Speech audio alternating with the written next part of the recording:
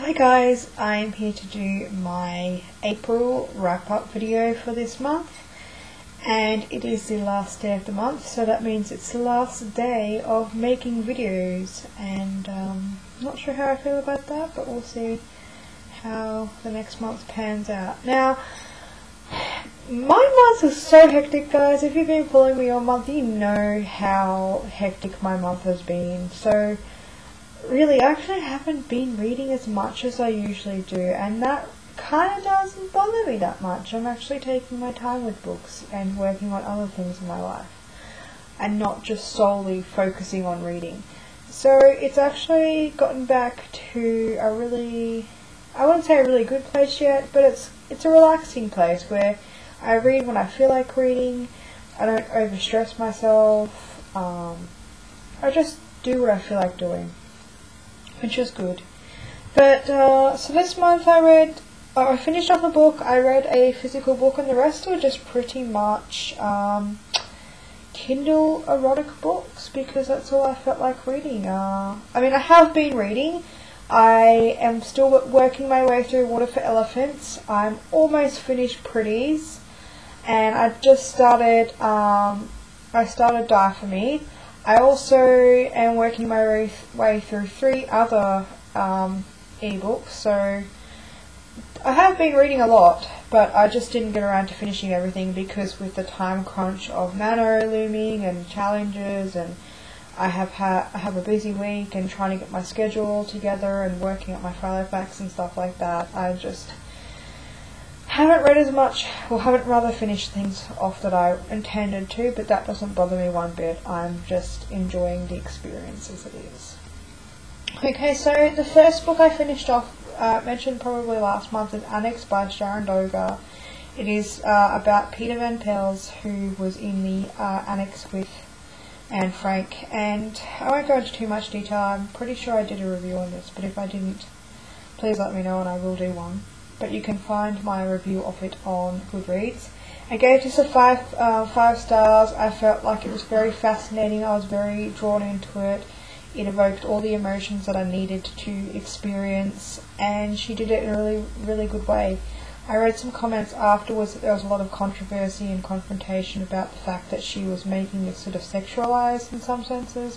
I don't really find that. I find that, you know, if you're going to put 2 teenagers together in a room for 2 years, obviously as hormones spark, they're going to, especially if they're attracted to each other, they're going to feel that kind of thing. So I think I actually enjoyed that she explored that avenue. It wasn't obviously the whole plot of the whole book, it wasn't a sexy times book, but I think it was important to do that, to show that, you know, it's not just about, you know, sex, it's about love and intimacy and all that sort of struggles at a time when, you know, you make a sound and someone can hear you. So I really definitely love this book, and I definitely will be reading it again. Probably not for a while because it is a very heavy book, but I was just fascinated, and I love the pictures. I don't love the pictures, I love the drawings, but for the artwork, but just some fantastic drawings here to just really give an overall sense of feeling to the story. And it's really broken up into bits and pieces, and I like this book so much. It was definitely worth the read and the purchase. Then after reading that, I felt like I needed a little something light. And so I read The Tea Shop Girls by Louise Sachs, and I really love this book. I gave it a 4 stars, that one was a 5, and it was everything I needed at the time, and I was addicted to drinking tea. I love everything about this book. I can't wait to read the next one. It has ephemera scattered throughout it, it has recipes, it has lists, it has artwork to add to the story, and all these things really add the whimsical feel to it, and that's definitely what I would use to describe this book. It's about a girl whose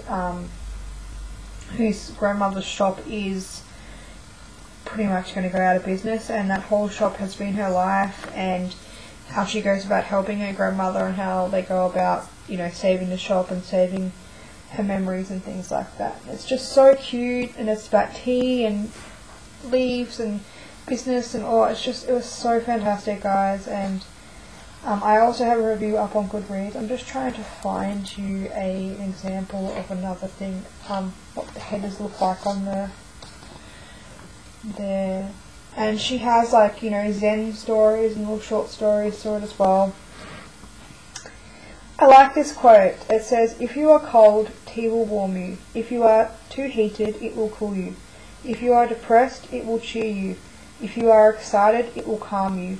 William Gladstone, 1865. That's really quite nice, and I actually feel that way about tea. So tea is good in any circumstance. So if you are a tea lover, or you just like some quirky, whimsical, fantastic fiction, then definitely check out this. It's very young adult, but definitely enjoyable if you're wanting to just mix it up a little bit, definitely. And I have got a review of this on my page. Okay, so I read some erotic books, warning adult content ensures. So the first book I picked up was College Sex Rules. Now I know I only gave this a 2. I'm just sort of looking for the document because I forgot about it. I gave it a 2 stars. Now, it was basically supposed to be about a guy's sexual experiences in college. Now, fair enough, but I could not get down with the character. He was a pig. He was just disgusting throughout, and I mean, this is only like a 40-page book, a 40-page story.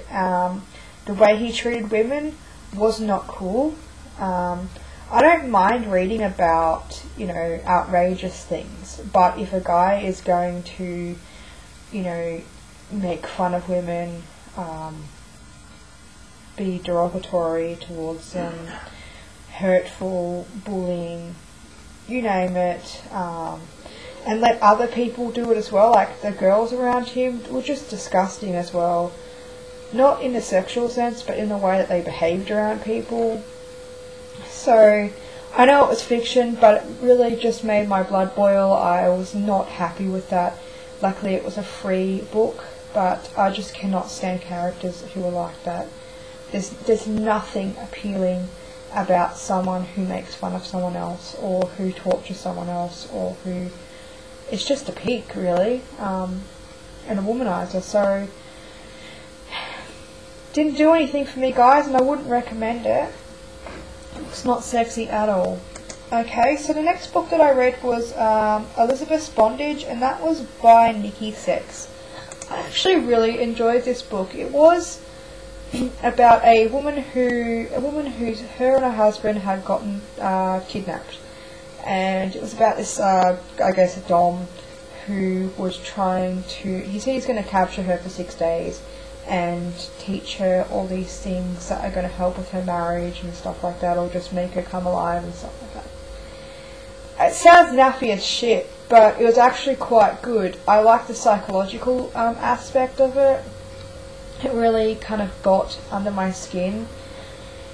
It is, in a sense, I think, for people who have kind of rape fantasies in some senses. Now, like, obviously I don't condone rape or anything like that, but obviously there's some semblance of kind of like dom and submissiveness and stuff like that. Now, it was consensual in a sense, but I found that was the only niche really that got me thinking about giving it lower stars. That it did kind of sound like a rape fantasy, but if you take out the rape part, it is a fantasy, and there's so many fantasies out there, and as long as you're not hurting anyone, and this book wasn't going to hurt anyone, but I just found it to be very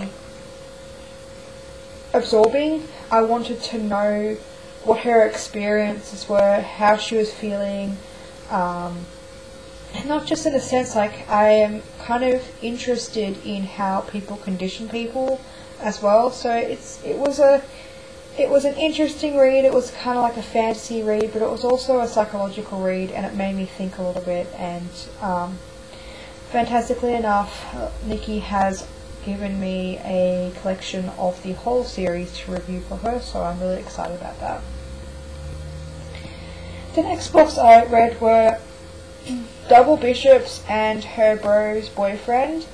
Her Bro's Boyfriend, it's actually her brother's, but I'm saying Her Bro's, I gave 3 stars, and Double Bishops I gave 4. They were both by Sarah Daltrey. I asked Sarah if I could review some books for her, and she kindly sent me some. I'm actually currently reading A Quiver of a Kiss, which is a Troy and Helen historical erotic fiction. But these books were quite good. Her Brother's Boyfriend was really kind of cheesy, but it pretty much says what it was. She has sex with her brother's best friend. I keep saying boyfriend. Why did I say boyfriend? Best friend. Well, but if it was her brother's boyfriend, that might be pretty hot. But yeah, so I enjoyed that. Like, it wasn't like revolutionary fiction, but it was really enjoyable.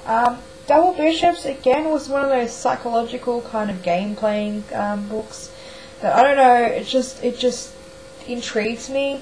Rather short story. And the only thing I didn't like, again, was the main character. He was an arrogant asswipe, so that kind of killed the whole thing, and the girl was a little bit naffy, but the whole premise behind the short story and the way it was constructed, I actually did enjoy it, so definitely give it 4 stars.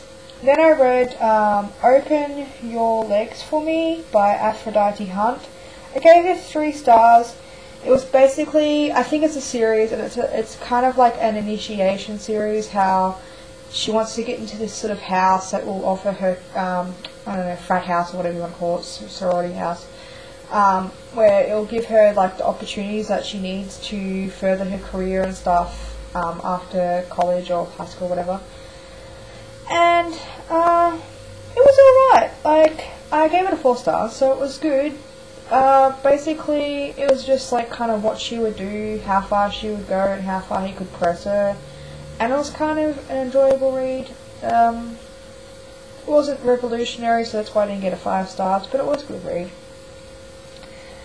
And lastly, I read something by Chloe Cox. I read The Exam. Now, this one was another weird kind of one, I think. Oh, sorry, I gave The Exam 4 and I gave Open Your Legs For Me 3. Again, another conditioning, psychological, erotic fantasy story. I don't know what it is about this month, but I seem to have dragged those into my Kindle books. This one was about a woman who gets a mysterious letter in the mail saying that she can go to this place and the doctor will open her world up to all these experiences and such and such. That was the main problem, that I couldn't really grasp the concept why a woman would go to a strange place. How did he know her address? You know, and she'd go to a strange place and she'd just let him do whatever she wants. That was really hard for me to grapple, and then I realised that it's just a fantasy. It's a role-playing fantasy erotic book. It's not meant to make sense half the time. If you're going to buy a short story and it's going to be like that, well, you can't really expect it to be something all too fantastical all the time. So, I did enjoy it. The way that she grew, like sort of, not grew, but her character, from the situation that happened, she kind of opened up a bit. That sounds so funny, given the context. But yeah, I enjoyed it. So that's that. So I did get quite a lot of late reading done, and I just thought I'd make a wrap up video today. Check out those erotic books, or definitely check out Annexed and Tea Shop Girls. And sorry, I'm really poor at looking at the camera today. I'm just looking around. Yeah. So do all that kind of stuff, and I'm sorry that I'm all over the place today, but shit happens. So you could expect my May to be read video to be happening tomorrow. So yeah, tomorrow. I don't know if I already uploaded one, but even if I did, I've already kind of changed my plans. So yeah. Okay guys, thank you guys for watching. I will talk to you guys later. Bye. Happy reading.